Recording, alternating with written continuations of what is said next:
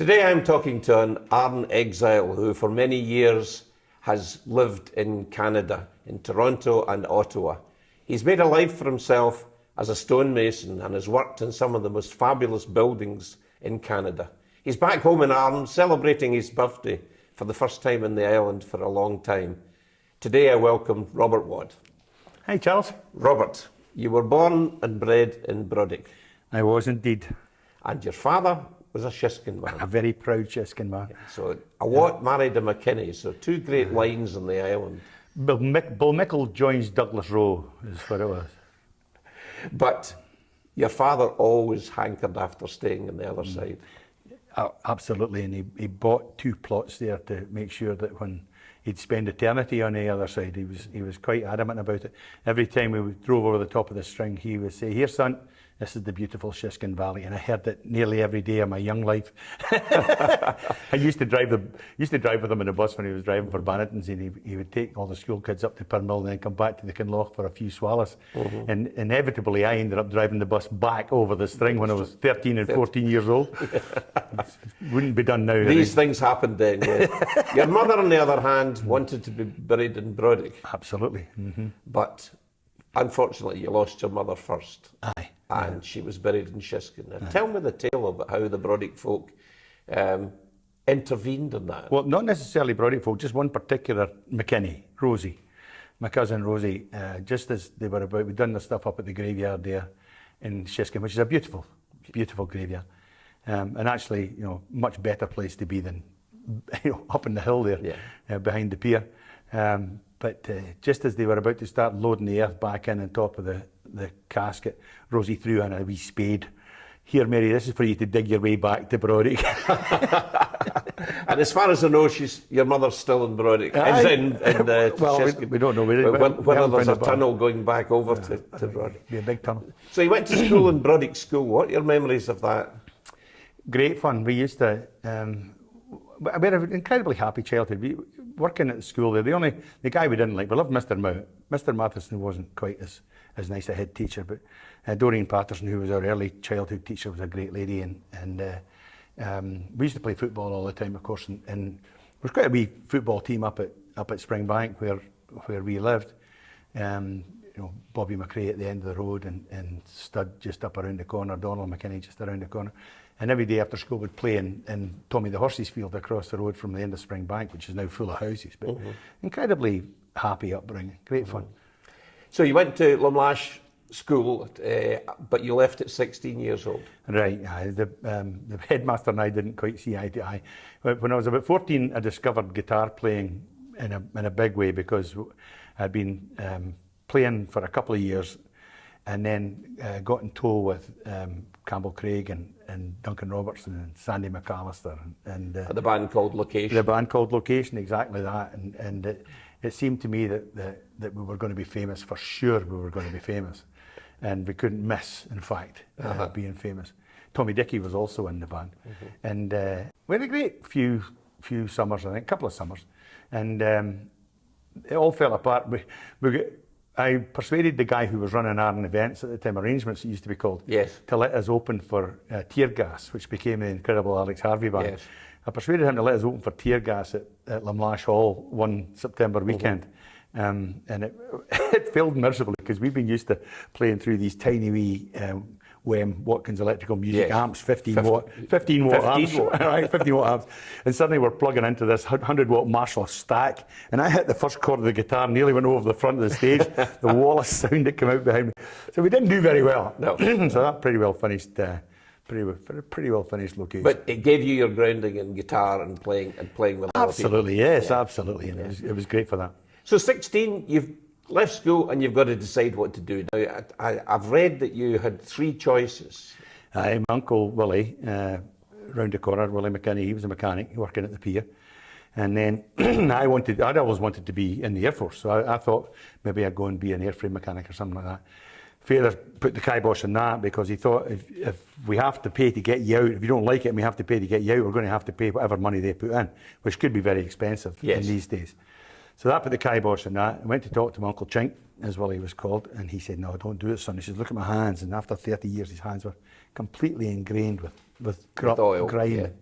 And they wear these blue gloves nowadays, but I didn't fancy that. But then my father had been talking to Cocky Thomson, and Cocky was looking for an apprentice. So that seemed like a reasonable idea, because Ian and I were pals at school, and it seemed like a reasonable idea to go and do that. So quick word, you know, with everybody, and that's what I did. I went to work for Cocky. And in fact, your brother took a photograph of that my very first day at work. The puffer at the pier that I had to empty on my first day at work of bricks. I was going to come on to that. So your first job was not what standard stonemasonry is about. No, you had were a puffer. He had a plan to make sure I was right for the job. Everybody met at the pier, so we went down the pier, down to the pier there at the wee way station at the pier. And Cocky appears, and I says, "Where are we going?" And he said, "Well, you're going to start right there." He says, "End of the road, end of the pier. There's a puffer at the end of the pier." And as I say, synchronicity, your brother took a picture of it. He would be driving for Banningtons at the time? He was driving for Banningtons at the time. Yeah. And thousands of bricks, two at a time, into a bucket. And you had to have a big bucket, and you had to have the other bucket filled by the time the first bucket came back. And it was just back-breaking labour to go through the pile of bricks. And I've never managed to figure it out. It seemed like millions of bricks, but it was probably only tens of thousands, maybe 100,000 bricks. I don't know how many it was. Down through the pile of bricks till you hit the bottom of the boat, and then work both ways. And it was just, it destroyed us. And there was a young fella called Mike, can't remember his last name. He lived at the lighthouse houses in Lamlash. I was 16, he was 17, and the two of us were in this boat, and our hands were shredded. And I got out of the boat on a Friday. He came up with a paycheck of £3, 3 shillings and threepence. That was my first packet. And I says, "Cocky, that was awful." I says, I didn't dare call him Cocky. I called him John. I said, "John, that was awful." He said, "You'll be all right." He says, "You'll be fine after the weekend. Good hot bath, you'll be fine." I said, "No, that was awful. Look at my hands, that was awful." So I "Don't worry about it, you'll be working somewhere else on Monday." It's fine, away home. Gave half my pay packet to my mother, you know, and then had the rest up over the weekend. And then on the Monday, he picked me up and we went to the Marsh, and down the end of the pier, and there was another brick boat. And so that second week, Mike and I back in another brick boat. And so I'm standing there looking at him, and you know, he's like 6 inches shorter than me, 7 inches shorter than me. I could have walked past him and walked away.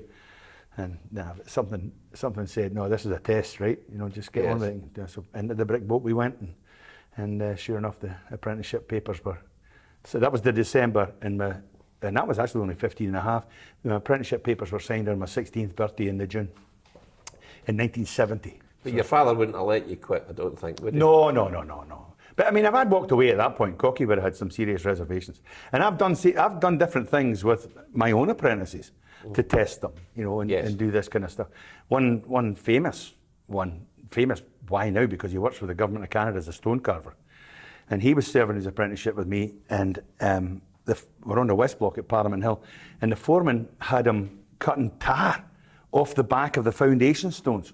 Like in the middle of summer in Canada, 33, 34 degrees. And here's this lad cutting tar off the back of the stones, and it was just awful.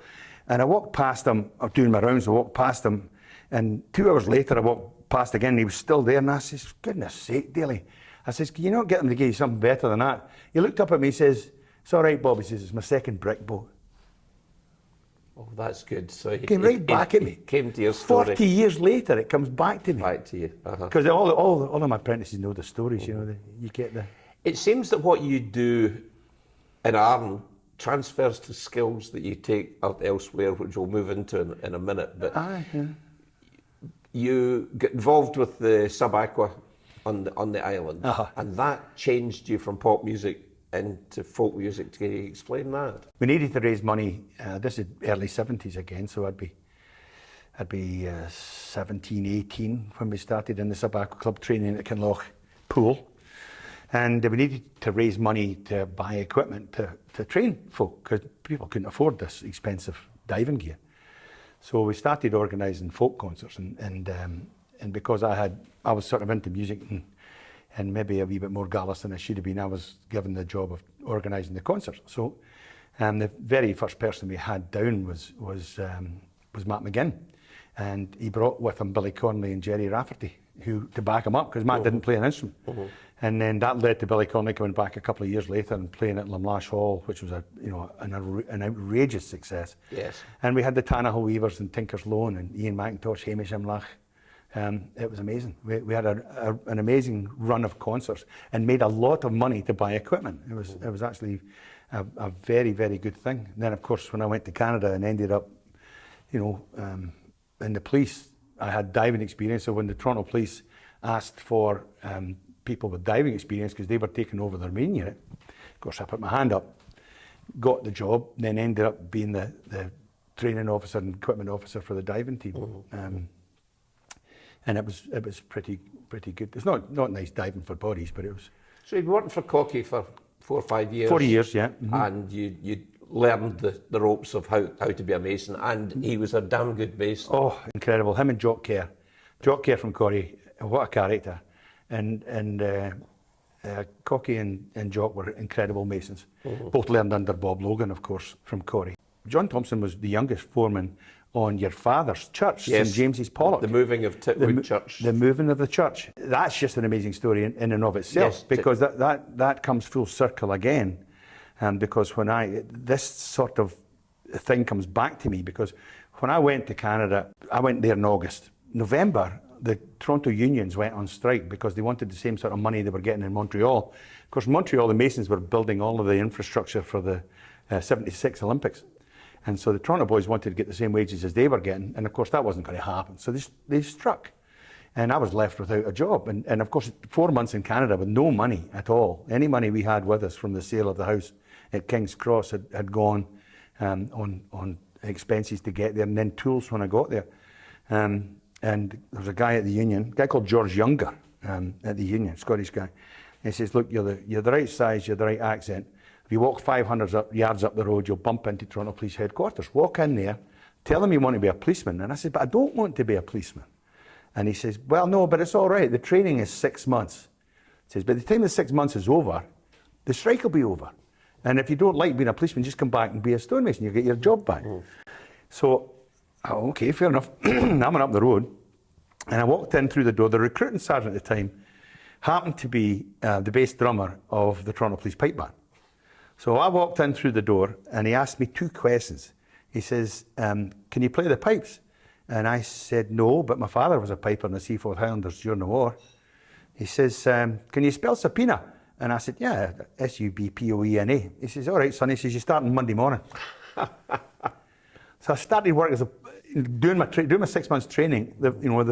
They had to get references, of course, references from guys like Chris Sunter, yes, who'd often threatened to throw me in jail. Mm. In fact, when I was Winchin Allison, I went to Rossi one night. She went to Rossi Academy, and I went over there to see her one weekend, and I had no place to stay. All the hotels were full for some reason, or unaffordable to me.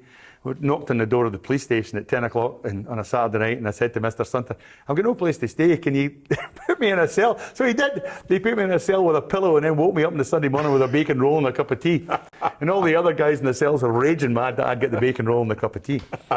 But so I had to get references from these guys. But of course, I got in and I started training in the January of 1976 in Ontario. And then worked for 4 years in divisional work right in the dead centre of Toronto, which was, they used to call it Happy Valley because it was a pretty quiet place. I only drew my gun once, and that was to shoot a rapid raccoon that was caught in a trap. And the trap's not very much bigger than this big raccoon, but it was frothing at the mouth and all the rest of it. And you have to phone in when you're going to discharge your weapon. And so I phoned the sergeant and I said, I have to discharge my weapon, I've got to shoot this raccoon. He says, okay. He said, go ahead, son. So I went to shoot the raccoon and missed. Because I couldn't pull the trigger on a live animal. I had to phone him back and tell him I was going to do it again. You took a giant leap of faith going to Canada because you had to sell up your house here, you burnt all your bridges. But not everybody was happy that you went. Evelyn Sillars wasn't happy that a young talent was leaving there. Evelyn was very upset, yeah. She actually pulled in the BBC. They were formulating a story on the disappearance, the Highland clearances, young folks disappearing from the Highlands and Islands. And Evelyn was mad that the local council at that point, it'd be Ayrshire and Bute, I think, or Buteshire. Buteshire. They wouldn't give us an extra £600 to finish the house at King's Cross, which would have meant £2 more on our mortgage. £2 a week more than our mortgage, which of course we could have afforded that. We could have made that, no problem. So we just got mad. And then I met the guy in the pub in White Bay who knew the guy in Toronto who needed masons, and off we went. But everyone was really upset. Yeah. So you do 11 years in the place? Just about, almost 11 years. After 4 years working in Midtown, they put out this note for divers, and I put my hand up and off we went, did the diving. But in 1986, there was a hell of a lot of bodies, including 2 youngsters that went into a river in Spate. A 6-year-old and a 4-year-old, and I was on the search for them. And it's just devastating. When you get young kids yourself, that kind of stuff is devastating. And it was before PTSD had been diagnosed or any of that stuff. I just knew I was fed up. I couldn't do it anymore. So I lasted till the March of 1987. I did so much work. All through my time in the police, I was doing fireplaces and chimneys and foundations and working away for other policemen. And I kept doing that and doing that and doing it. And the jobs were getting bigger and bigger and bigger. By 1987, I had a whole summer of building houses. I had 5 houses lined up for policemen that had bought their own lots. And in Canada, they've done it for a long time the way you do it here now. It's a wooden frame with a brick or stone surround. I had 6 of them lined up. I said to Alison, I said, look, I'm fed up with being a policeman. I'm going to go back to my trade. And she said, I'm glad, because you're not sleeping well and all of this stuff. So I'm back to my trade, and started in 87, built the houses and working away, and then doing more and more historic work and more restoration work. 1991, we were shy of work. This is where it gets back to Cocky Thomson. So I inveigled myself into the Irish club in West End, Toronto, which had a folk night every Friday night. And I knew that the boss of one of the biggest masonry companies, owned by an Irish guy and a Scottish guy, drank in there on Friday nights to play dominoes. So I got myself a gig in there. I was playing up on the stage and playing away. And I saw the guy, Sean Costello, get up from his table and go to the bar for me a drink. And I just said, I'm taking a wee break. And I ended up side by side with Sean at the bar. And he says, usual, how you doing? He says, you're doing very well, son. He says, what do you do when you're not doing this? And I said, oh, I'm a stonemason. He says, are you a real stonemason or just a pretend stonemason? I says, no, I'm pretty good, I think. He says, have you got a crew? And he says, I've got 6 or 7 guys. And he says, I've just got a big job. And of course, I knew he'd just got a big job because somebody had told me. So I've just got a big job and I've got nobody to do it. Could you meet me on Monday morning at the site? And I said, sure, absolutely. I went down to the site, and here's this place called the Vaughan Estate at the back of Sunnybrook Hospital. Massive building, and they were putting this big extension onto it. And I'm looking at this thing and I'm going, oh my jeez. And it was the biggest thing I'd ever thought about undertaking, and I had no idea how to price it. Now, we'd been pricing stuff like this at $7, $8, $9 a square foot on the wall, including the mortar and scaffolding and stuff. And so I didn't know what to say to him. And he says, don't talk to me about money, you talk to my partner about money. And then, so I said, okay, fine. So he says, build me a wall on that bit of concrete there, get as much done before 10 o'clock, when my partner's going to come and see you. So I said, well, why don't I just build it right on the building? Why do you want me to do it there? And then we'll have to take it down and I'll have to rebuild it. Well, just let me build it on the building. He said, well, what happens if it's no good? And I said, well, if it's no good, I'll take it down myself and redo it. He says, it's not going to be no good. So by the time the boy arrived back, from 7 o'clock to 10 o'clock, I'd built a huge area wall, including the corner, all dressed corners, all the rest of it. It was all done. Guy came in, this was the Scottish guy, a guy called Jimmy Reach, and an old man. And he says, have you done that since 7 o'clock? And I says, aye. He says, who was your master mason? And I said, John Thomson. He said, John Thomson, St. James Pollock? And I said, yes, the very same. He says, I worked with Cocky Thomson on that job. Wow. He says, how many guys have you got? And I says, 6. He says, you'll start tomorrow. He says, you'll start tomorrow.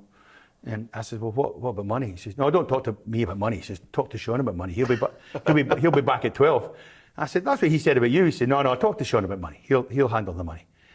So Sean came back at 12 o'clock. We'd done a bit more wall, done all this stuff, and not sure how we were going to get paid for it. And while we were waiting on Sean coming back, we're going, and I had Tom Kelso with me, who's from West Kilbride, and I'd hired him out to Canada.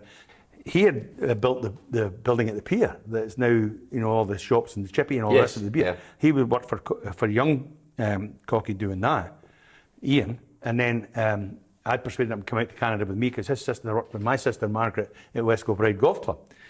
So Tom Kelso and I are standing there, well, we usually get $7, $8 for this stuff. What will we say? And he says, well, it's a big job, he says, and a big contractor. He says, we should ask for 10. And I says, aye, okay, let's start at 10. So by the time Sean come back, I'm gallused up. I want to ask for 11. So, right, so I start at 11, and Sean says, no, hang on a second here. Let me just make a few things clear. He says, I'm going to provide the scaffolding. There's $1 off. I'm going to provide all the mortar. There's another $1 off. I'm going to provide a labourer to mix the mortar and drive the forklift to deliver the mortar and stone to you. I go, there's another $2 off. I'm doing about $6 an hour, $7 a foot. And I go, oh, geez. I said, Sean, I don't know. I've never priced a job this big before.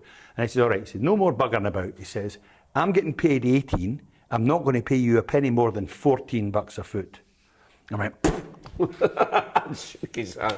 And we did that. We started that job, and that was the March. We started that job in the March. The job was done on the 11th of November, Remembrance Day, 1991. And we never lost a day to rain the whole time. It rained every weekend. They call it the rainy summer in Canada, in Toronto. And the job was incredibly successful. From there, Clifford had us in their back pocket, and we went as a subcontractor to them in all the jobs they were doing. So we worked at University of Toronto, we worked at Old City Hall in Toronto, and then in 1992 we got the job with them at Queen's Park, which is the Ontario Government Building. When we got in the Government Building, it was a job that was 10 times bigger than the one we'd done in 1991 for them, and they've got all these bricklayers that couldn't do stone. Now, I was lucky. I was training with two great stonemasons on the island when I was here, but when I was going to Glasgow, to Barmulloch College, now North Glasgow College of Building, I was working on the brick programme. So I've got this sort of bilingual ability, right? Yeah. And all these bricklayers had no real idea how to cut stone or lay it or what all the properties were that had to be looked after, but I did. So the guy who was running the job, an English lad, says, you need to set up a training programme for these people. There was a woman called Barbara Speakman, a Scottish lady called Barbara Speakman, who had the wonderful title of Keeper of the Fabric for the province of Ontario. And she was the ultimate boss. She was the one signing the cheques. And she said, I'll get you money, you start a training programme. We started at Durham College in Whitby, Ontario, where we lived, and on a stonemasonry training techniques programme for masons from all over the place. And we trained over 350 in that programme in the 6-7 years it ran.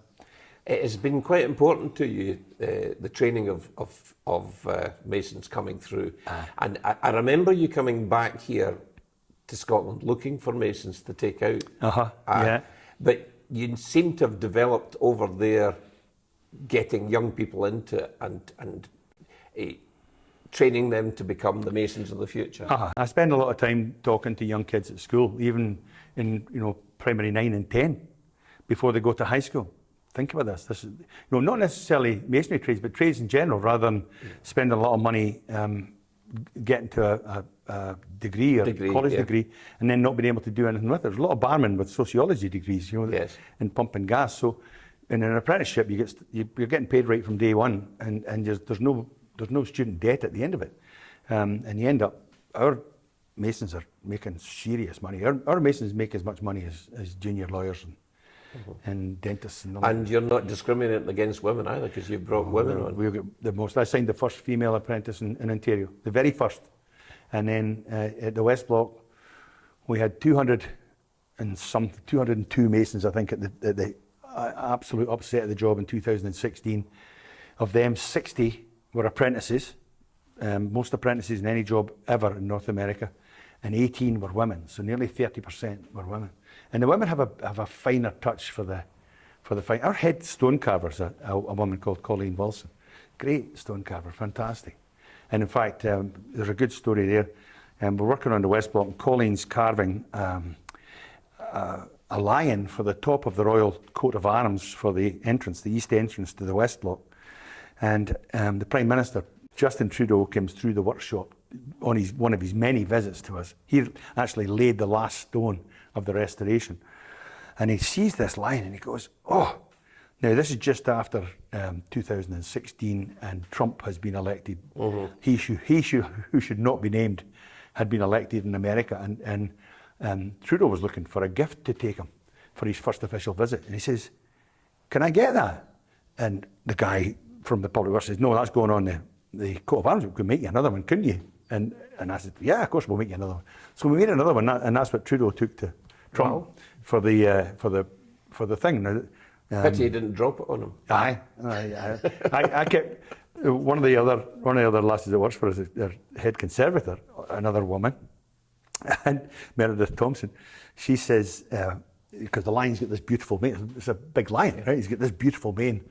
Meredith says, maybe we should give it a comb over. Great line. Yeah. So, another thing that brought you back to Scotland, not physically but spiritually, was that you got offered the job of going to Megantic County. Well, the Megantic thing's always been big with me. My dad was big in history, right? So very big in history. So that whole idea of the Highland clearances and all that. And of course, he was a staunch SNP guy. So the whole thing about the Highland clearances really wore on him. So I'd played in a lot of bands in Canada when I was sort of coming through. Even when I was a policeman, I was playing in bands and as well as the police pipe band. And I started this band called Cromdale, and we were pretty successful, made a couple of albums and played a bunch of big shows, including the very first Arran Folk Festival in 1989. But there was a bunch of people in Canada who said, you don't need a band, your voice is such that you just should be singing on your own. And I said, okay, well, I'll give it a try. I said, but where will I get the money to make an album? So this group of people said, well, let's make an album, we'll pay for it. So, okay. That sounds very nice. This is 1991. And we started thinking about what we would use as the theme for the album. And called the album Homeland. And of course, part of that was research for Megantic County. So then I knew my dad had a book. We were back to do all of this stuff, gather the tunes and the information. And we went to Megantic County, and that in itself is another story. When the album came out, which has lots of Arran songs on it, lots of Arran themed songs on it, and songs about loss and what I call the immigrant's curse, because it's not just the immigrant that's torn apart, torn asunder by it. It's the people that are left behind. Yes. And this is where things get emotional. So the song, The Call, about getting the call about somebody who's dying or died, and you have to get back as quickly as you can. Stuff like that. CBC got hold of the album.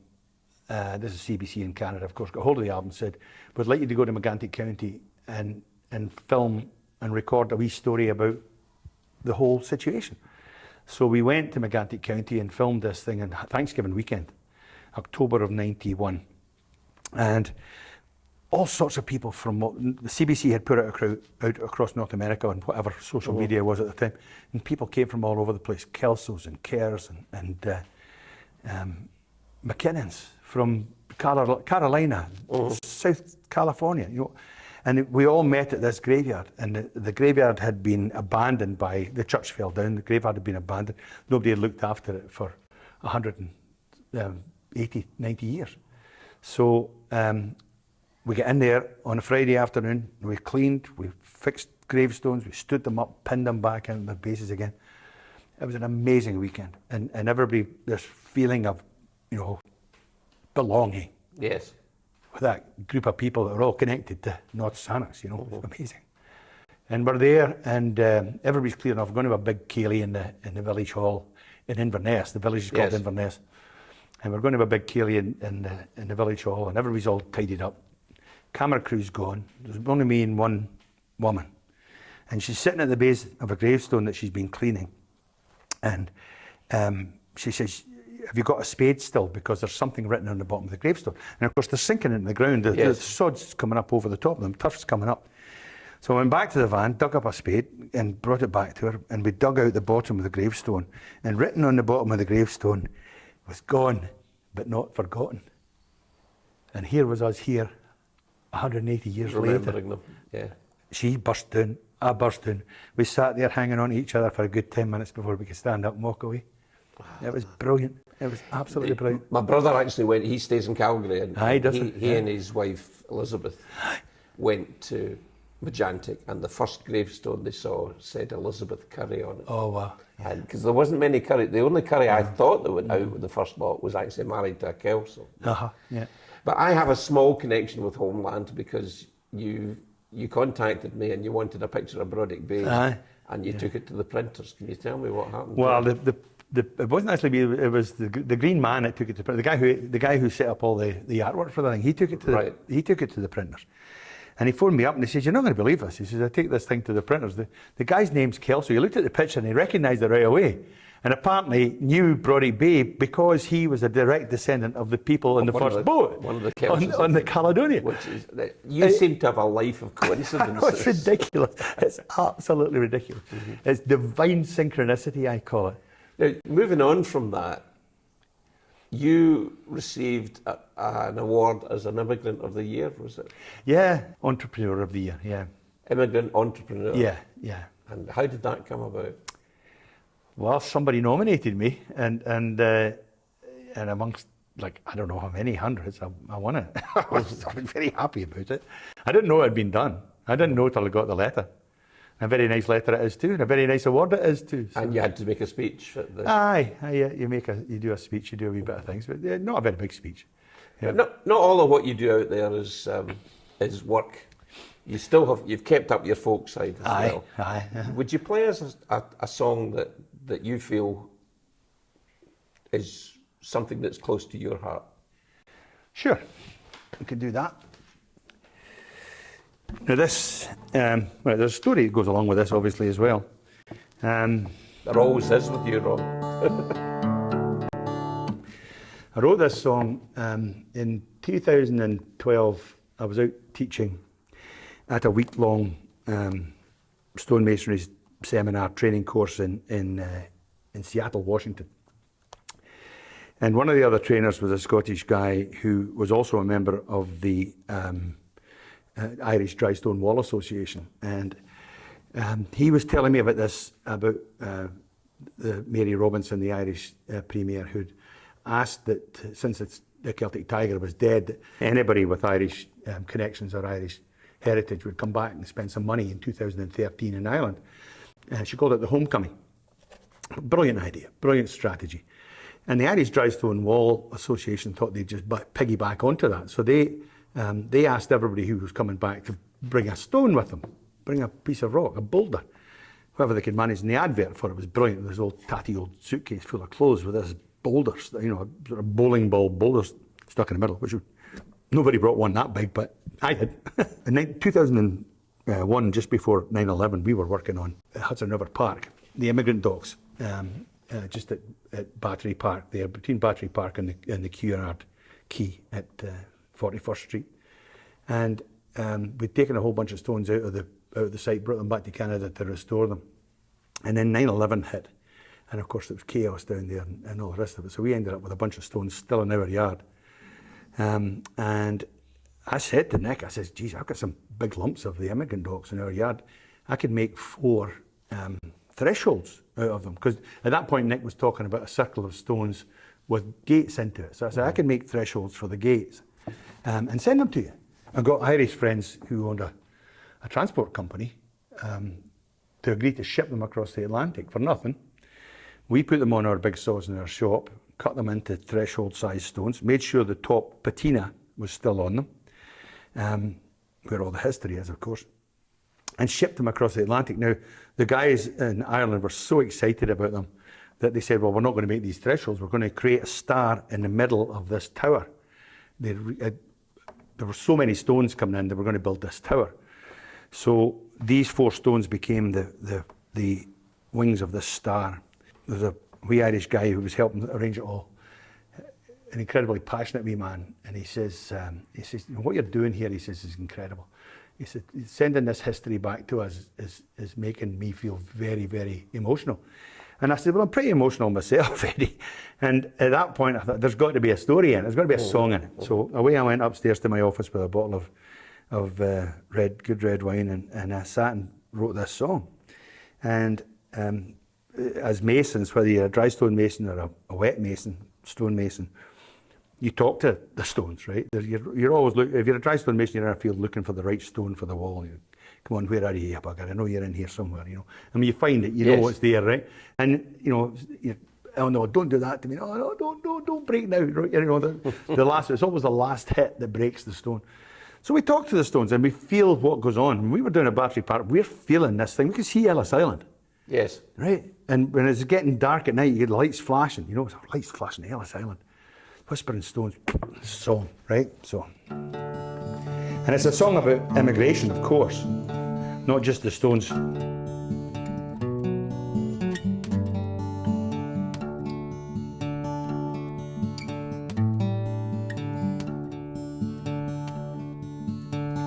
The Whispering Stones at Battery Park tell stories the masons can hear.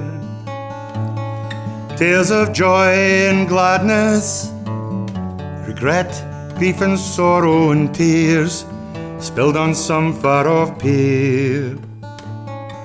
Most left crippled with debt and beaten down with worry, full of hope for a life without pain. Ellis Island it beckoned, lights flashing a welcome to a land where to toil meant to gain. So let's bring the stones home, boys. Lochborough is shining. Bring the stones home to their rest. Let's bring the stones home, boys. Their spirits are pining. Bring the stones home from the west. Storm-tossed ships were a scourge, sometimes 6 weeks of darkness. Below deck, they turned to night, turned to day. Then arrival delayed by the quarantine's misery, while the old and the sick slipped away. Then at last the small boats, they came to collect them. They stepped up and that long granite quay. Footsteps timid with dread, or loud with ambition, all were brave in the land of the free. So let's bring the stones home, boys. Lochborough is shining. Bring the stones home to the rest. Let's bring the stones home, boys. Their spirits are pining. Bring the stones home from the west. They left without hope of ever returning to the valleys and hills of their birth. Old hearts filled with sorrow at the sails disappearing, fallen all to the immigrant's curse. But these footprints they left on the stones in Manhattan will be testament now to their fame. And these circles at Bura will resound to their memories, and the peat banks will echo their names. So let's bring the stones home, boys. Lochborough is shining. Bring the stones home to their rest. Let's bring the stones home, boys. Their spirits are pining. Bring the stones home from the west. Let's bring the stones home from the west.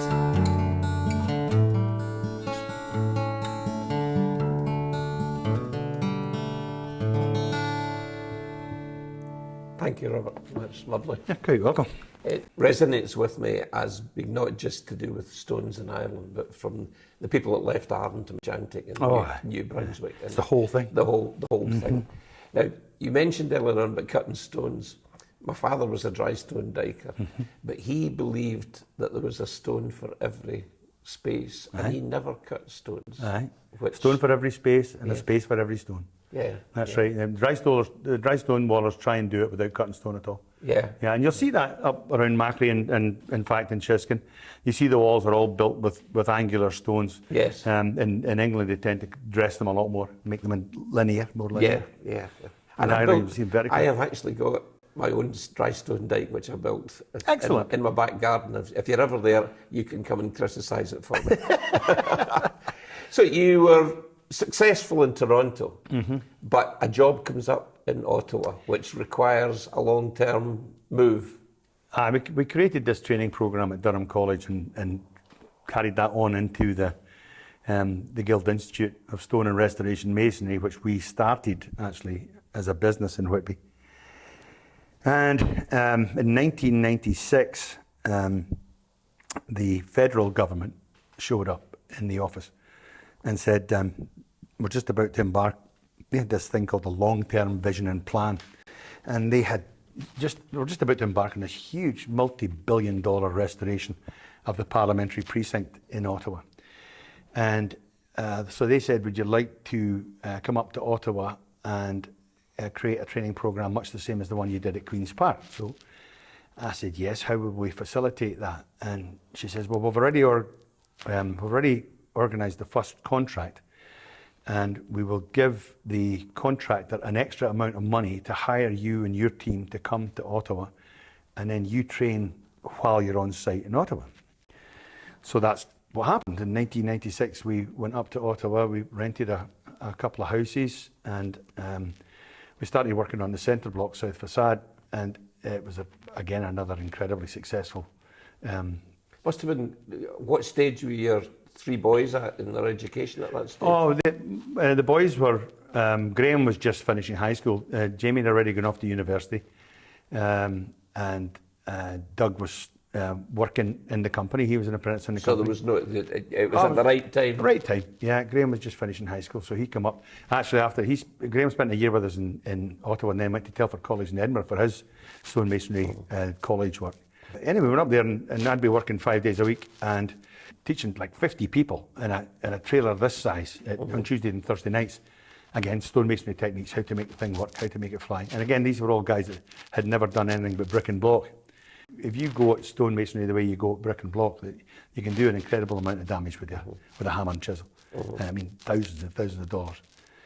So that went fairly well, so well that by 1998, 2 years later, we decided to buy a house and move up full time. So we bought a house in the little village of Wakefield, north of Ottawa, which is beautiful and has its great wee pub with music in it and all the rest of it, and a great big pub with music in it that I get to play at often. And we moved up the whole family, and we've been there ever since. We've worked on the parliamentary buildings up there ever since, and we've worked on fairly substantial contracts in America. I do a lot of consulting as well, so we did the work on the government buildings in Kansas, in Topeka, Kansas, and Washington Monument, and we did the City Hall fountain in New York, and Madison Square Park in New York, and all that kind of stuff. Great stuff. Annapolis Valley. Right.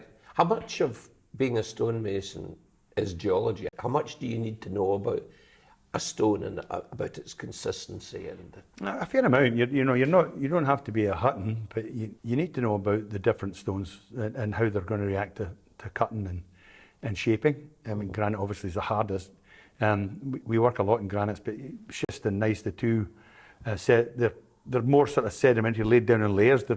Yeah, like red sandstone, like Corrie's. Red sandstone, but I mean, Hutton was the guy that discovered Hutton's unconformities in Arran. Yes. And so this idea that the sandstone was over the top of the granite, how did that happen? Wait a minute, the Bible's out the window at this point. Yeah, it goes from 6,000 to 8.5 million. Absolutely. Billion. Yeah. And Hutton was really one of the spurs of the Scottish Enlightenment and one of the drivers of the Scottish Enlightenment. So you don't have to be at that stage, but you have to know a lot about what's going on. And Corrie sandstone's the most beautiful stuff. It's incredible. Beautiful colour and it works beautifully. Do you come to a situation where there's a flaw in something and you've got a beautiful bit of stone and you've done a lot of work on it and then you hit the wrong bit? It goes apart, especially when you're carving. If you're doing a gargoyle or a grotesque or some Corinthian capital, and you're almost done. You may have like 500 hours in it, and suddenly there's an inclusion in the stone that appears, and the whole lot's gone. Now we've got stuff like that in our garden. If it can't be used in the job site, it goes into somebody's garden. Does that change your character, that you know that there's, no matter how beautiful something is, it can stop, and then you're going to have to go to start again? And that's life, Charles. Yes. I mean, we're all that close to danger, right? And even though, you know, I think we've had a successful life, a very successful, very happy life, certainly. But it's been up and down like a toilet seat. You know, you've got your highs and your lows all the time. And sometimes you get money, sometimes you don't have money. Sometimes you're struggling to go and buy a bottle of wine, sometimes you're buying a case of wine. And that's life. And if you don't accept that and are resilient to that, you're not going to have a very good life. You'll just be miserable all the time. From an environmental point of view, obviously, using stone is something that's environmentally friendly. Absolutely. But techniques, you used to use corrosive chemicals to shape stone, and well, not to shape them, but they use sandblasting to cut lettering in stone and various things. But and then we went through a phase where they tried to do it with steam cleaning, and steam cleaning just wasn't doing it. So. Yeah. I think they found that out in Glasgow, didn't they, when they were doing the facades? It was causing more some damp places soaking. was fine, and then suddenly you got to the end of Argyle Street and it was all falling to bits. Saturated. But you were in the ground floor of laser. Yeah, the West Block had a lot of firsts, as well as the women apprentices and the sheer number of apprentices and number of men and women. The method we were supposed to use to clean the building, which is the size of Kelvin Hall at least, maybe double the size of Kelvin Hall, I was trying to picture it in my head, was not an abrasive thing, it's a YOS system, which uses like talcum powder on a vortex of hot water to scrub the stones, scrub the dirt off the stones. And the two guys that I'd managed to, I recommended them for the job, two guys from Washington, D.C. And I'd recommended them for the job as the conservators, and they got the job, they successfully bid for it. And they had been working prior at the Navy Yard in Norfolk, Virginia. And at the Navy Yard, they were using this laser technique to clean the like dozens of layers of paint off these battleships, incredibly successfully. And the boys had discovered that this was a Volkswagen Audi invention. You'll remember a few years ago, Volkswagens were having terrible trouble with rust. And I think they developed it to try and get the paint off the cars right back to the bare metal. So somehow the US Navy picked up on this and thought maybe we can use this in Norfolk, Virginia. But these guys wondered whether it would work on stone. So they asked the Navy, US Navy, if they could borrow it for a weekend.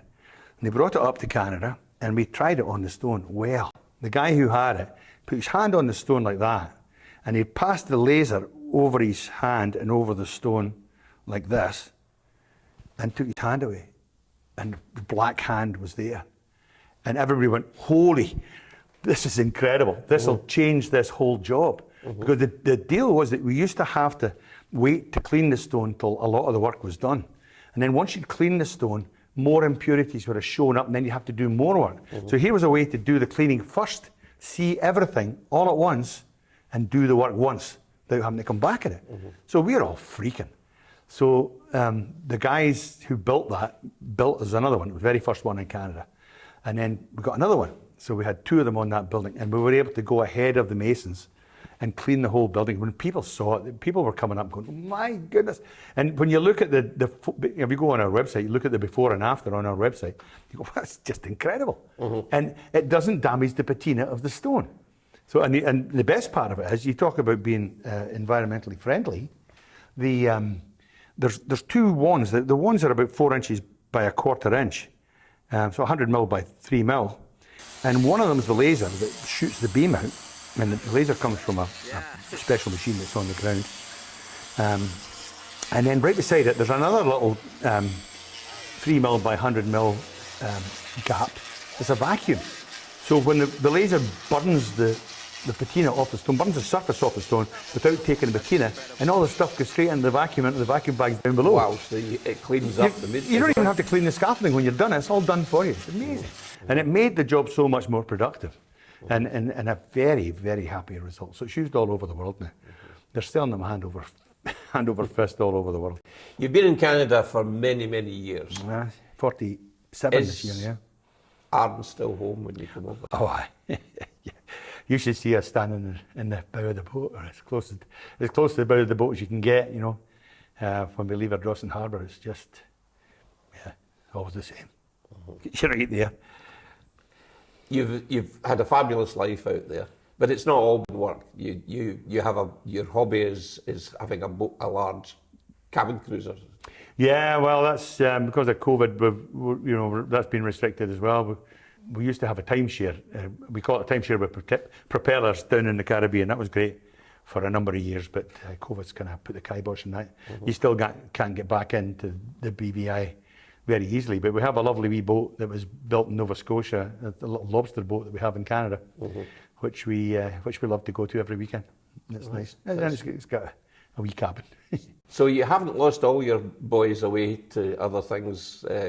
Two of them are working with you? Yeah, Doug and Graham are both in the business and both doing very well. And James is James, an author?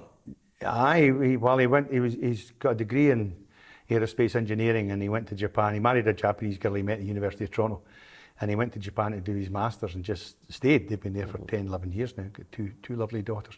During COVID, he started writing this book, and Amazon picked it up and did a great review on it. So now it's in paperback as well as online, and yeah, so it's good. It's great to think that It's great to think that Bill Mickle and Douglas Rowe have created this stuff. And how many grandchildren have you got? Six. Six grandchildren. Yeah. One grandson, Owen, who's Doug's boy, who is also now a stonemason.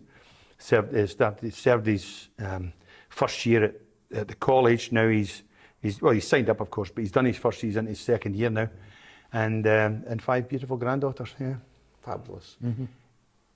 You've had a fabulous life. You and Alison, what is there that you still want to do? Come back here every year as long as I can.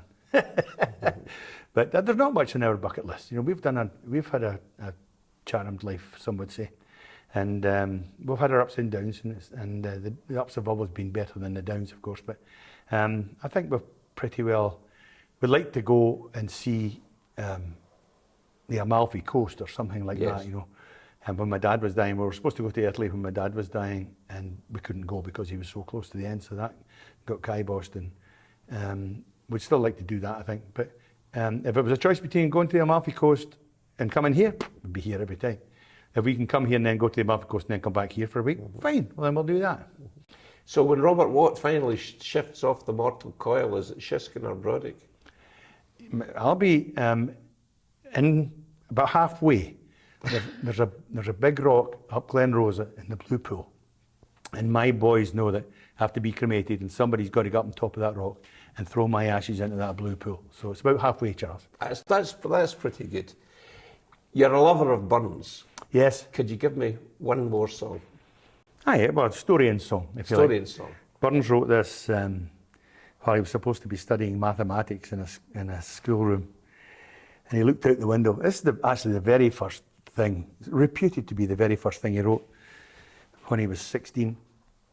And he was looking out the window and he saw a lassie in the field. She was shucking corn in the field next door, and of course she's bent over at the waist. And to a 16-year-old boy, a young woman of the same age bent over at the waist is a red flag to a bull.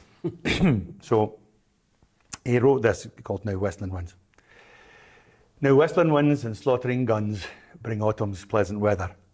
The moorcock springs on whirring wings among the blooming heather. Now waving grain wide o'er the plain delights the weary farmer, and the moon shines bright as I rove by night to muse upon my charmer. The patrick loves the fruitful fells, the plover loves the fountains, the woodcock haunts the lonely dells, and the soaring hern the mountains. Through lofty groves the cushat roves, the path of man to shun it, and the hazel bush o'erhangs the thrush, the spreading thorn the linnet. This every kind their pleasure find, the savage and the tender. Some social join and leagues combine, some solitary wander. Avant away the cruel sway, tyrannic man's dominion. the sportsman's joy, the murdering cry, the fluttering gory pinion. But Peggy dear, the evening's clear, thick flies the skimming swallow. The sky is blue, the fields in view, all fading green and yellow. Come, let us stray our gladsome way and view the charms of nature. The fluttering corn, the fruited thorn, and ilka happy creature. We'll gently walk and sweetly talk while the silent moon shines clearly. I'll clasp thy waist and fondly pressed swear how I love thee dearly. Not vernal showers to budding flowers, not autumn to the farmer, so dear can be as thou to me, my fair, my lovely charmer. Thank you very much indeed. And thank you You're for welcome. speaking to me today. I think you are an ambassador for Arran throughout the world. Well, thank you. And you'll always be welcome back to this. Thanks, Charles. Thank you. Makes me very humble. Thank you.